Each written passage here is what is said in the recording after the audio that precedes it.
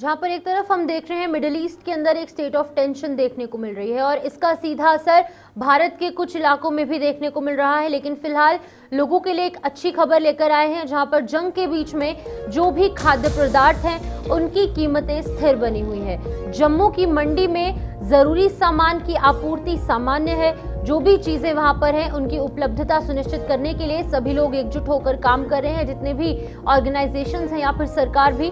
तो कहीं ना कहीं अच्छी खबर जरूर है, क्योंकि जंग के बीच में भी जो खाने पीने की चीजें हैं उनकी कीमतों के अंदर अभी तक फिलहाल कोई वृद्धि नहीं है और उम्मीद भी यही है कि आगे आने वाले वक्त में भी इन्फ्लेशन इन चीजों में देखने को नहीं मिलेगी।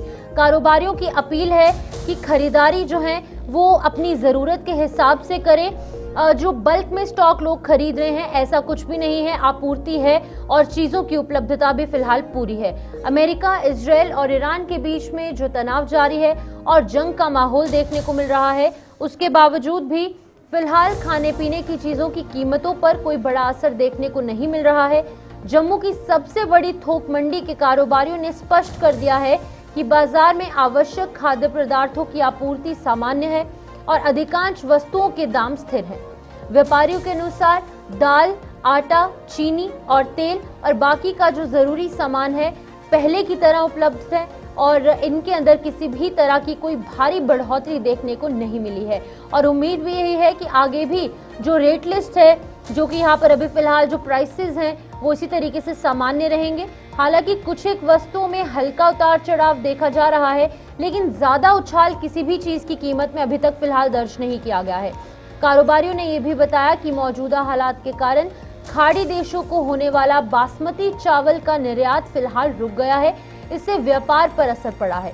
इसके बावजूद स्थानीय बाजार में बासमती और अन्य खाद्य पदार्थों की आपूर्ति पर्याप्त है और लोगों को घबराने की जरूरत नहीं है, क्योंकि पिछले कई देर से हम देख रहे हैं कि लोग जो है जितनी भी मंडियां हैं या फिर जो होलसेल की दुकानें हैं या फिर जो रिटेल की भी दुकानें हैं, वहां पर लंबी कतारें देखने को मिल रही हैं। क्राउडेड एरियाज हो चुके हैं। लोगों को ये जहन में है कि कहीं ना कहीं चीजें खत्म हो सकती हैं या फिर चीजों के दाम बढ़ सकते हैं। इसके चलते लोग बल्क में शॉपिंग कर रहे हैं, ना सिर्फ खाने वाली चीजों की, ना सिर्फ पीने वाली चीजों की, या फिर बाकी पेट्रोल, डीजल और अन्य चीजों की भी खरीदारी बल्क में की जा रही है। तो ये जानकारी लोगों तक पहुंचाना बहुत ज्यादा इंपॉर्टेंट था। तो आपको बता दें कि अभी तक फिलहाल ना ही कोई कीमतों में बढ़ोतरी दर्ज की गई है और उम्मीद भी यही है कि आगे भी इसी तरीके से रेट सामान्य रहेंगे और जो चीजें हैं उनकी उपलब्धता भी पर्याप्त है, तो लोगों को घबराने की जरूरत नहीं है।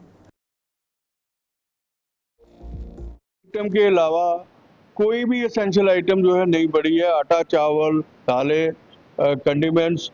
अगर मैं सीधे तौर पे आपको समझाऊं इंपोर्ट और एक्सपोर्ट की बात, जो हमारा माल जो है बाहर से आता है, इंपोर्ट करते हैं हम, आज वहाँ भी कोई कमी नहीं है और हिंदुस्तान में भी कोई कमी नहीं है। लेकिन शिपमेंट की जो है वार के कारण नहीं आ पा रहा माल, उसकी वजह से हमारी घरेलू मार्केट में रिफाइंड सोयाबीन ऑयल और सनफ्लावर ऑयल की जो है कीमतें बढ़ी है 3 से 4 रुपये किलो।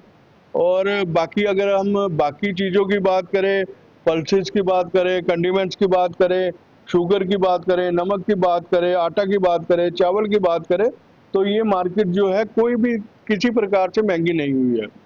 बाकी अगर मैं एक्सपोर्ट की बात करूं, जो हमारे कंडीमेंट्स बाहर जाते थे और हमारे एसेंशियल आइटम में चावल जो है मात्र रूप से पूरी गल्फ कंट्रियों में जाता था, वो एक्सपोर्ट जो है अभी रुक गई है और उसके रेट जो है प्राइसेस जो है कम हुई है।